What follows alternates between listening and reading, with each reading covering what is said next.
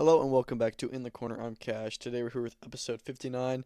It's Friday, June 6th, and over the next 3 days we have a ton of fights. So many. Obviously, the biggest one is tomorrow night on pay-per-view.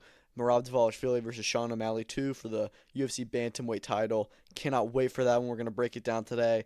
Keyshawn Davis returns tomorrow night. Fabio Wardley versus Justis Huni. A ton of other stuff that we'll get into all of it. And, we're going to hop right into it. But before that, just want to talk about Loma. So Vasiliy Lomachenko yesterday morning announced his retirement from boxing. This is not a total surprise. We knew that he was considering retirement. Obviously, he's been out of the ring for over a year. He's been the IBF lightweight champion, and he had a very big injury. I think it was a shoulder injury that kept him out of the ring for a while. Took the rest of 2024 off, and then it was unclear what he would do next. And obviously, you had Murataya, who just became the IBF interim lightweight champion. He's now the full champion. Um, so, being the interim champion, it was a question, okay, how long is it before he gets upgraded to full, with Loma so inactive? And so I think it was mid-October, Loma had to fight Murataya by then. If not, then he would have to relinquish the belt. So he's obviously decided now that he's going to retire. I don't understand why it took him a year to decide. He's been inactive for a year.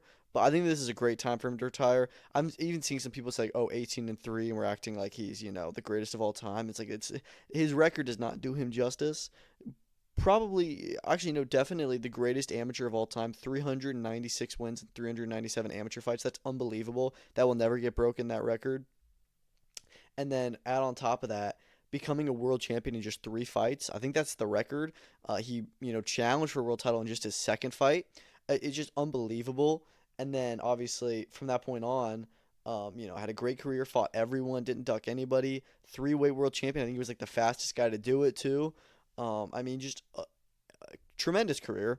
I think that this is a great time for him to retire. I'm happy. I'm not at all, always retiring too early. He's retiring too late. I think it's fine time he retires as a world champion off of a good win, and yeah, good retirement to him. It's just interesting, that it comes now and not earlier or later. I feel like this announcement could have been made a lot earlier than now. But anyways, Murataya is now the full IBF champion, adding so that our four champions at 135 pounds are Raymond Murataya, Keyshawn Davis, Shakur Stevenson, and of course Gervonta Davis. As for what's next for Murataya now, I think that it could be Andy Cruz. We know that Andy Cruz is in an eliminator next week. Obviously, he has to win that. He wins that fight. I would love to see Murataya versus Cruz. I'd also love to see Keyshawn versus Murataya. If they can somehow get a unification immediately when they both just recently won their belts, I would love to see that fight. I think that's a great fight. They're both in-house at Top Rank, so it makes a lot of sense. It's a really competitive, fight between two very, very skilled fighters, young fighters. I would really like to see that one. But it all remains to be seen what they'll do with them. I feel like Murataya, Keyshawn, and Andy Cruz are kind of in this little um, you know, love triangle of a way, where they're all kind of circling each other, and fights have been discussed about them, and I think that pretty soon we're going to see some of them match up as the next generation of lightweights. But moving on from that, let's get into the weekend fights. So, uh, the biggest fight of the weekend, we already talked about it, is Merab versus Sugar Sean 2. And this is an interesting one because Merab has obviously defended the belt since then. Sean O'Malley has not fought since September. Their first fight, he looked terrible. I know that he was injured, and he says, "Oh, I was only like 70% of me that night and stuff." But it's hard to really see Sean O'Malley winning this fight. I have to be honest. Marab is a decent favorite. He's minus 325 over him. And I mean, just when I just think about Sean O'Malley, what is his saver? It's his power. It's his boxing, and he's able to do that really well. I just don't see him being able to really land anything big on Marab. I think the Marab is too high pressure. I think that he's too in your face, and obviously in your face makes it easy to hit. But I mean, the way that Sean fights is more on the back foot, and I just think that Marab is just going to get to him, pretty easily. I do think that we could potentially see a closer fight than we saw the first time around. The first round around, it was not close at all. But I really do think that Marab is legit. I think that he is tremendous. And I see him winning this fight. Like, it's not even like a question for me. I totally think that he wins this fight. And you know what? Maybe I'll eat my words come Sunday morning. But I'm really confident. I'm really confident in him. And I don't know. I feel like Sean O'Malley is just banking on the fact that he's in better shape this time around, and obviously he does look like he's taking this training camp more seriously. But I don't really know how much of it is going to have an effect when you're in with the monster that is Merab Dvalishvili. Obviously, Umar had success against, and maybe Sean can try and copy some of that success. But I don't know, man. I think that Merab is gonna get past him either way, and I think Merab could be champion for a long time. Yeah, to be honest, I really don't even have much to say. I think that this one, I think it'll probably go the distance. I don't think Merab is gonna finish him, but I think that Merab is gonna do a lot more of what he did last time. I think he's gonna take him down decently quickly. I think he's gonna hold him there for a while. Sean may have worked on his takedown defense. But I don't think that there's any way that Sean O'Malley can out wrestle Merab. I feel like he can prevent him from getting him down, but once Merab takes Sean down, he has no success for the rest of the round. He can't get up. There's no way. I think there is always the chance of Sean landing a big punch. So I'm not gonna count him out, but I just think that Merab takes this win. Moving on from that, co-main event: Juliana Pena, Kayla Harrison. This fight's actually one that I think it's getting a lot closer as I think about it. When it was announced, I said Kayla Harrison's totally going to win. She's been a monster inside the UFC and just her. I think she only had two fights, but Juliana Pena just keeps on finding a way to win. I did not think that she beat Pennington for the title back in October. I don't. So part of me wants Harrison to win a lot because I'm a fan of Harrison, and just because I feel like Pena doesn't deserve to have the title. I mean, if you look at Harrison, she's absolutely jacked. It's crazy, but I don't know. I do think Harrison still probably wins this fight. Just honestly, kind of similar to Merab in that she's just so high energy, and Pena did not look, on this high level the last time I saw her, and Harrison did look on a higher level last time we saw them fight. So I think that Harrison takes this win. I think we're gonna hear Ann New there. I could be wrong. That one is closer to me. Um, than the Merab and Sean O'Malley just because actually I don't know if it is.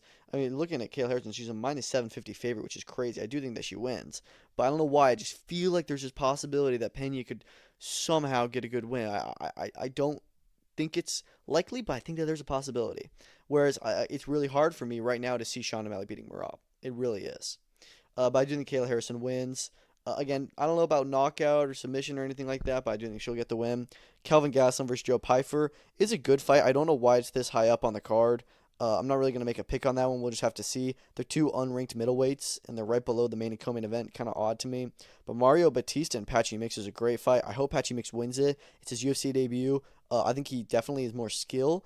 I don't know if he's, on the as good of a run as say Batista is at the moment, but Batista's run is really not that great because he hasn't won a lot of those fights. He hasn't looked great in them. He's just been able to beat guys like Jose Aldo, even though I don't think that he should have gotten the decision in those fights.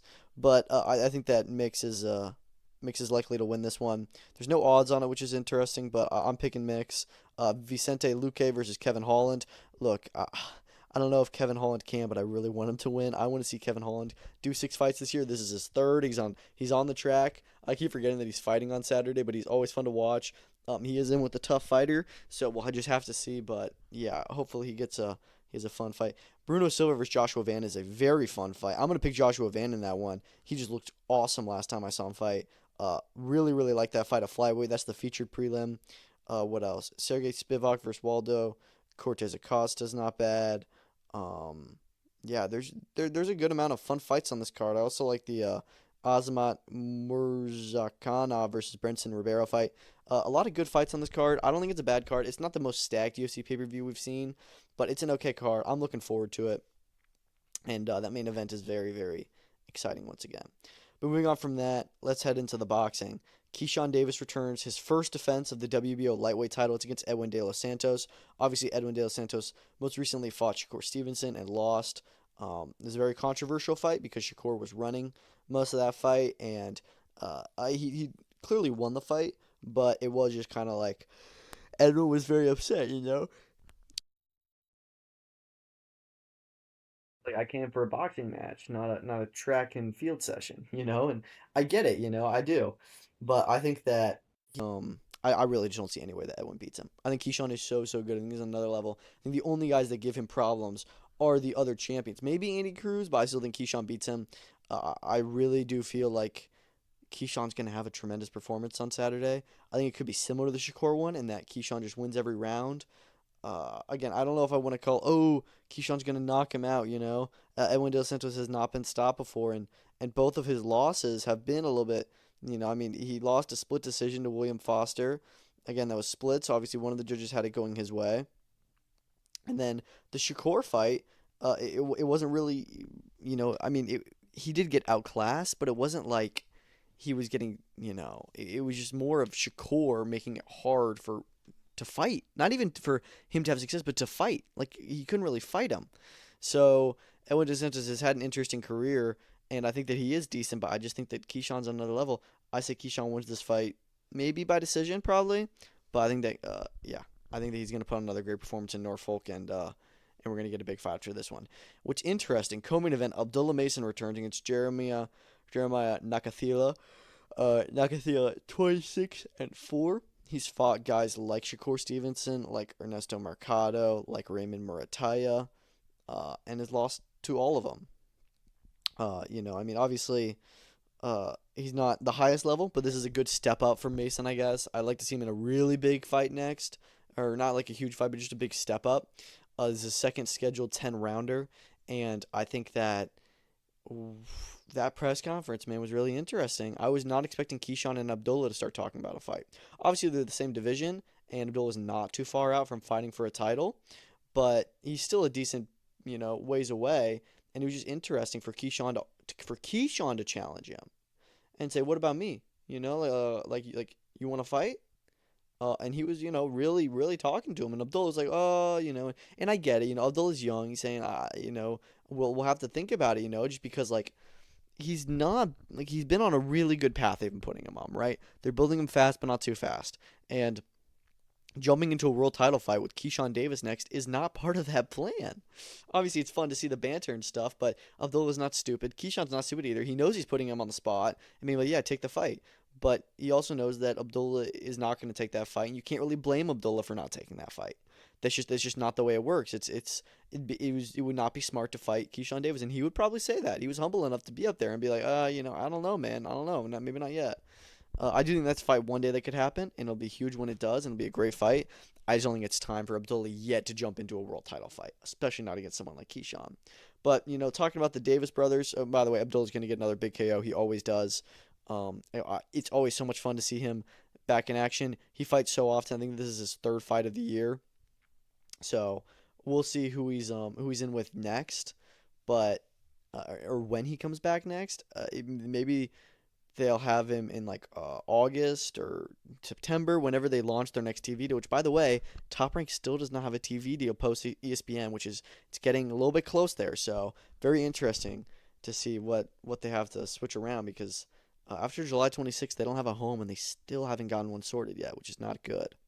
But you got the other DB3 brothers, Kelvin Davis, returned against Nahir Albright in a 10 rounder. I think that's a step up for him.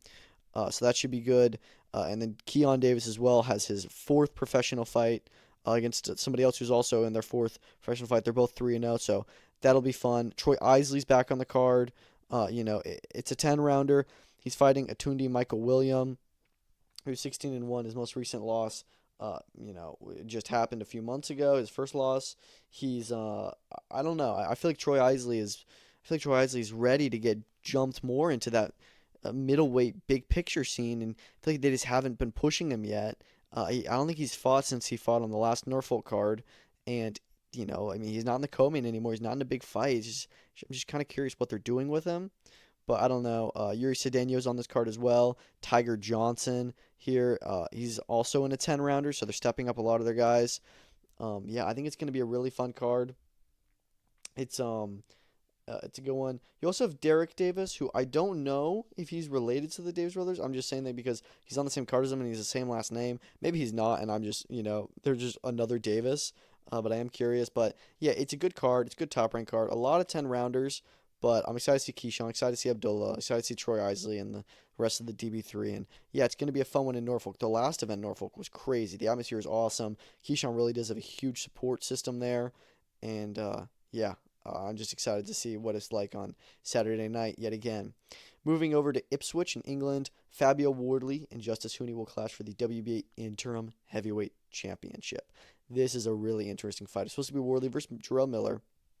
Miller pulled out. I think Huni is a very decent replacement. Obviously, there's another Queensberry versus Matchroom. I feel like it's being pushed a lot harder than usual. We see a lot of Queensberry versus Matchroom fights, but this one feels like it's like its own mini 5v5 event almost, except it's just 1v1. Um, as for what I think happens, I think Fabio wins this fight. I don't think it's the closest fight, but I also don't think that it's the most farthest away. I don't think Wardley's a huge favorite. I think it's like a 65-35 fight where I can confidently say, yeah, I'm picking Fabio Wardley to win this. I think that I think that he's more ready to jump into the world stage than Justis Huni is. Justis Huni did when he fought Kevin Lerena, and he didn't look great. So they pulled him back the levels, and now they're jumping him past that level. After having like really 2-3 rounds fought, he just had like I think 2 first round knockouts since then. That's it. So it is, or maybe he had 3. I'm not sure. But anyways, both huge punchers. This fight is not going the distance. It's going to be a war, and that's what I'm most excited for. It's a stadium fight. We actually have 2 stadium fights in the UK this weekend, which is just nuts. But I'm really, really excited to see this one. I think it's going to be a lot of fun. I don't think it goes the distance. I think Wardley is likely to get the win, just because he's. I feel like he's more ready to jump into this world stage. But Justis Huni is still a very good fighter. Long term, I would say I'd say I'm more confident in Justis Huni winning a world title at some point. I just think that time is nowhere near right now. So I'm picking Wardley. Again, I think that it's a somewhat close fight, but one that I can definitely say I'm picking Wardley in. But upset potential, and it's a really fun stadium fight. Also on the card, you have Pierce O'Leary, Liam Dillon for the European Super Lightweight Championship. I think Pierce O'Leary wins that fight. I think it'll be a lot of fun. Liam Dillon is always fun to watch and always in fun fights, but he's coming up multiple weight classes recently, and Pierce O'Leary just is really good. I think O'Leary wins that. If once he wins that, I'd like to see him get in the mix with like Jack Rafferty maybe, Mark Chamberlain. I think Chamberlain and Rafferty could be fighting. He could fight somebody like Dalton Smith or John Fernandez or Adam Azim, who we'll talk about in a second. Yeah, it's just really interesting. Mike Perez, Stephen Ward is a fun cruiserweight fight. Nelson Hisa versus Patrick Corte is really good at heavyweight. Sam Gilly's back. It's interesting. He's in an 8-rounder against the guy that Jimmy Sains beat a few weeks ago. It's very odd to me. I don't know why he's a British champion, and now it's been like what 6, 7, 8 months since he's fought. And now he's in an 8-rounder. I don't get it. I feel like a lot of the times, excuse me, we see these fighters and we just kind of forget about them, and then they come back and they're in meaningless fights. So I don't know. It's a fun card. It's a good one. It's another stadium fight. I'm excited for it. We'll just have to see how it goes on Saturday.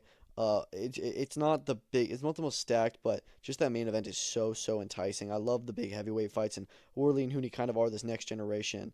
And yeah, man, I'm really excited to see what it's like. Um, Big event, big fight on Sunday. Actually, 2 on Sunday, but the bigger one, if you ask me, is Junto Nakatani versus Ryosuke Nishida. Huge bantamweight unification, IBF and WBC world titles. This is the number 1 and 2 in the division.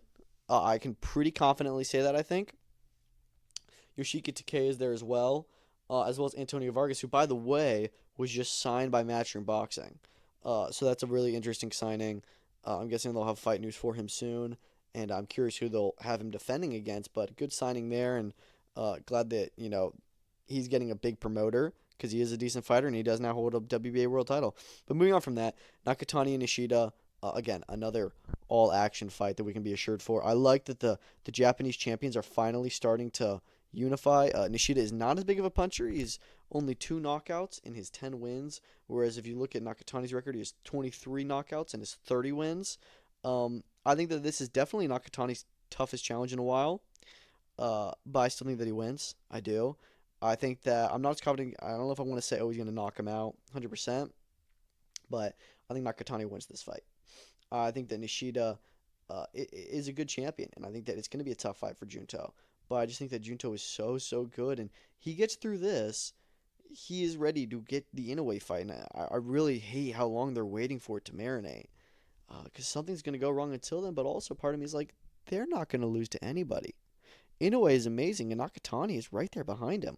So I think Nakatani wins this fight. I think he looks great as usual. Again, this is a very, very big and very important fight for him. So he needs to get past this. And it's not a guarantee that he does. But I say Nakatani wins this one. Likely, probably by decision, but could be late stoppage. We'll see. Not really too much to talk about on the card. Tomoya Tsuboi is only in his second professional fight, and he's already challenging for the WBO Asia Pacific Championship at bantamweight. He's versus Van Tran, who's 18-1. So that's a really interesting fight, actually. Tenshin Nasukawa, of course, I forgot he was on this card. He returns in a 10-round affair against Victor Santillon, who's 14-1, so not bad. I want to see Tenshin fight for a world title after this one. I really do. I feel like he's there. He's ready. This is only his seventh professional fight, but he's just been so impressive so far. So it'll be a fun one in Japan. Also on Sunday morning, you're going to have the card in Australia where Jai Opataya defends his IBF and Ring Magazine Cruiserweight World titles versus Claudio Squello, who is 17-0. Again, a very pointless fight if you ask me. I don't think this is a good idea because I'm worried that once Opataya beats him, which he will, the IBF is going to be like, okay, great, you succeeded, you're voluntary. Here's your mandatory. Right when it's time to fight Zurdo. I feel like they should have just waited, and they should have just waited until Zurdo was ready at the end of June, and then you set that fight up then so that no other mandatories can get called. And that's not what's going to happen. Maybe whoever the next IBF mandatory is willing to take a step-aside deal, but I really don't know. I really, really want to see Opataya versus Zurdo like so bad, and it's just not happening at the moment because they keep on taking other voluntary and then mandatory fights. So hopefully he wins this one, and there's no mandatory called. I think that this is a very easy fight for him. I don't know anything about Squello. He could be good. He's undefeated, but I don't know, man. Jai Opataya is a monster. Connor Wallace on this card. He's in an 8-rounder, which I find to be interesting. I feel like he's, like almost in the top 10 of light heavyweight division. I don't know why he's not in a bigger fight yet. He's versus Dylan Collin, who's 14-1. Just really weird fight for him. Obviously Terry Moana is supposed to be on this card. He's always super exciting, and I feel like it's been a while since we saw him. It's only been about 2.5 months, but still. Ben Mahoney's on this card, Tyler Blizzard, Danny Keating, Max McIntyre. So a lot of these really good Australian prospects that are jumping into those 10-round type fights are back on this bill. And I think it should be a fun Tasman Fighters card.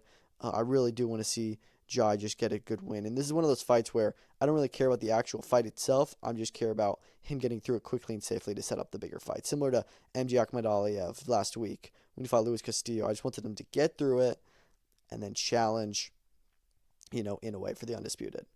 But the other big stadium fight in the UK this weekend, Callum Simpson is back in his home Barnsley Stadium versus Ivan Zuko. They're both undefeated. This is for the EBU European Super Middleweight title.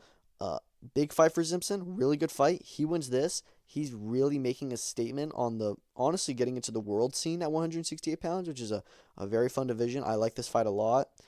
As for what happens to him if he wins, I'm not really sure. I like him to keep on getting big fights. I think they're going to sell it out. He's got a huge, huge fan base behind him and ticket sellers. Mark Jeffers is on this card. They could set that one up next. That could be honestly a bit of I don't want to say a step down, but a step down in terms of what he's trying to do. He's versus Sean Hemphill, not the big fight he was promised. Reese Edwards versus Thomas Asamba is a fight I personally really like. I don't know why there's only 8 rounds. That's really weird.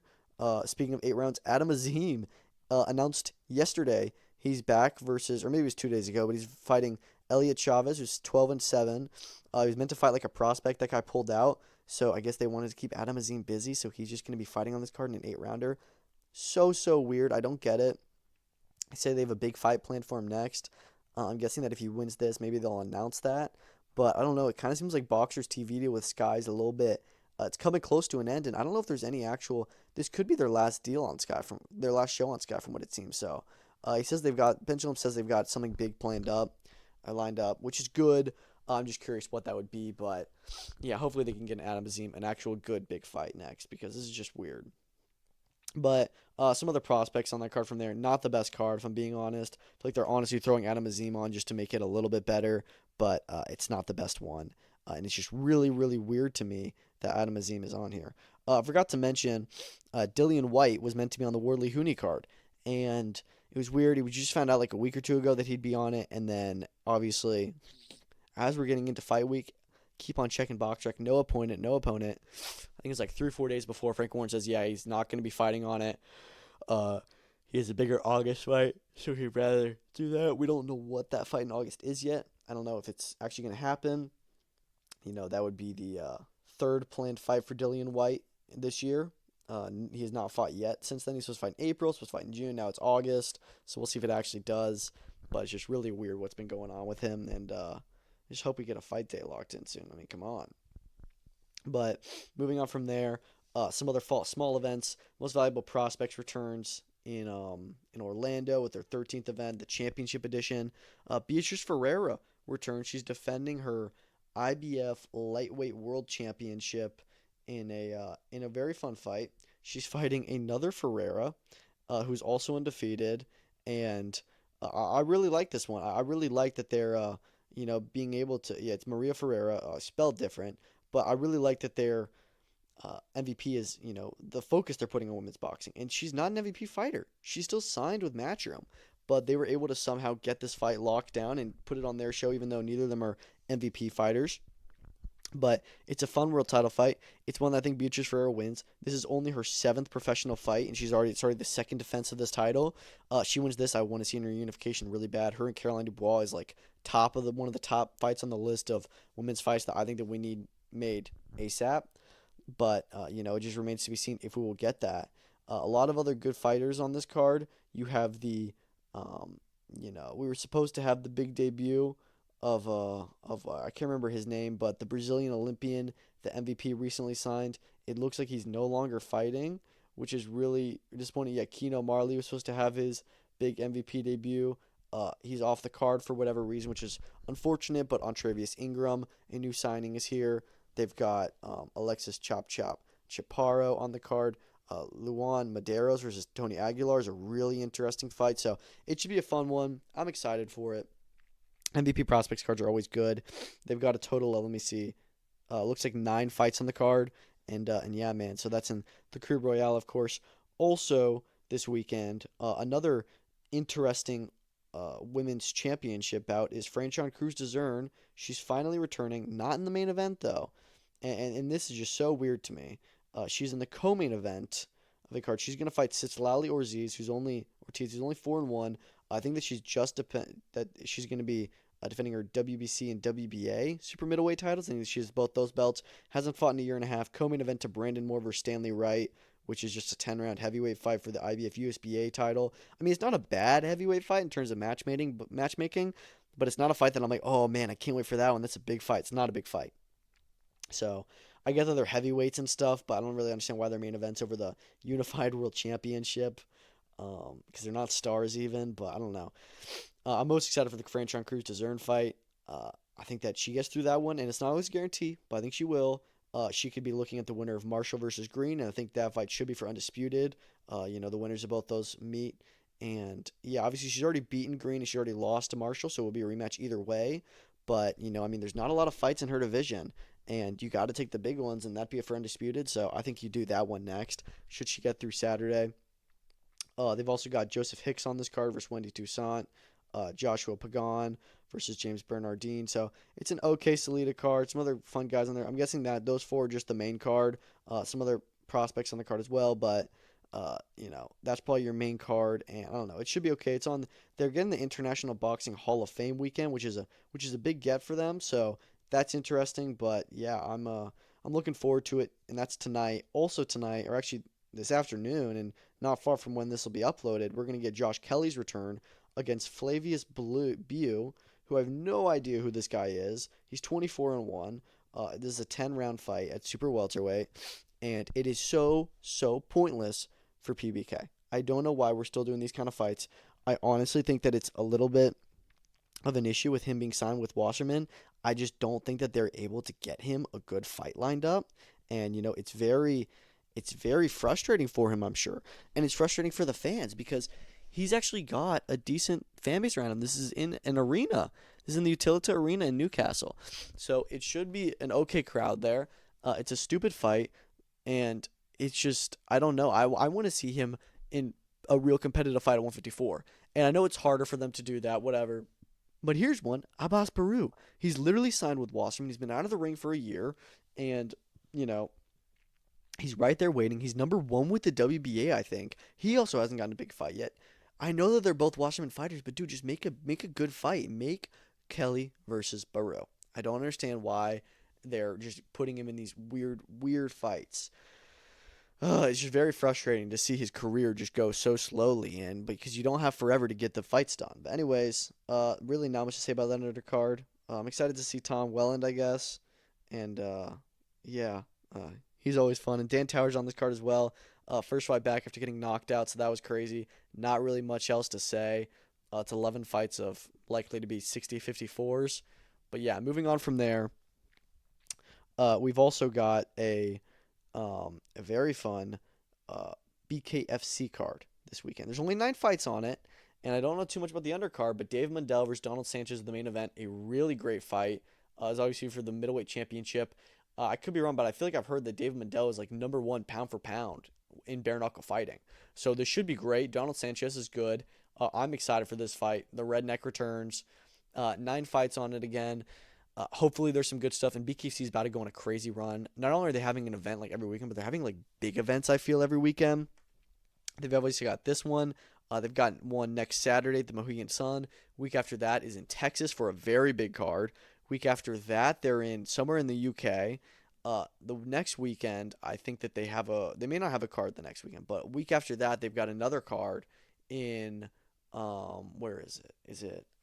I can't remember where it is, but it's another. Oh yeah, I think it's back at the Hard Rock, and then the week after that, they're going to be in Australia actually. Yeah, for their first event in Australia, it's going to be headlined by Ben Rothwell versus Alex Simon. And this says it's a super heavyweight bout, even though I feel like this is Ben Rothwell not the heavyweight champion of the BKFC. So I don't really know. I don't. Maybe they're introducing a new weight class because Ben Rothwell is so big, and you do have to drop some weight to obviously be BKFC heavyweight champion. So maybe they're introducing a new super heavyweight division, and there's no title on the line there. So maybe that's what it is. But that's really big. Ben Rothwell's like one of their biggest fighters. And then you've got Beck Rawlings versus Jade Masan Wong, which is a really interesting fight. Hayes happy on that card as well. And that's been announced for July 19th or 18th, depending on where you live. BKFC 79 in Australia. But good card this weekend, BKFC 75 in Albuquerque. I'm looking forward to it. And then also on a Saturday night, you have another Pro Box card. Not the biggest one. I really haven't even looked into it that much. It's obviously headlined by Justin Paldo, who's a lightweight contender, versus Juan Carlos Burgos. Should be a fun fight, I guess. Emiliano Moreno returns against Eric Bone. That should be decent. But yeah, not a ton else to really talk about. Not their biggest card. I did hear that Lester Martinez apparently is going to be fighting on their July card. They've got a eliminator on that card. Vlad Hernandez on that card. So that one should be really interesting. But this one is just okay. But yeah, so that is all of the fights, if I'm not mistaken, that are coming up this weekend. It's a lot. Probably too much. I'm going to try to watch as much of it as I can, as fast as I can. But yeah, we'll just have to see. We did already have, the fight week has already started. We had one last night in Montreal, the Eye of the Tiger card, and that was something else. Very big KO card. None of the fights made it past the third round.